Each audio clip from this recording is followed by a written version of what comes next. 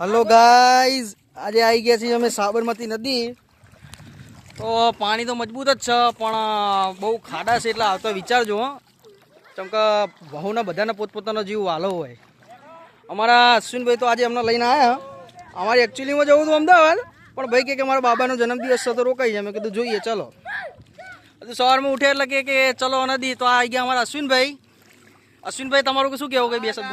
बहुत अच्छा बढ़िया, पहले से मयूर के साथ घूमने में बहुत मजा आता है.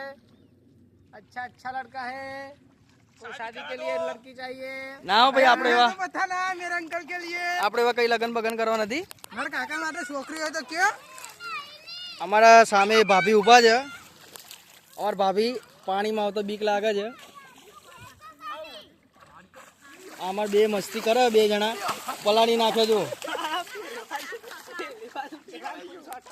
આ જો આ બે બધા મસ્તી કરે છે. અમારા અશ્વિનભાઈ સાહેબ ને પલાળી દીધા. મને કઈ નહીં મજા આવતી.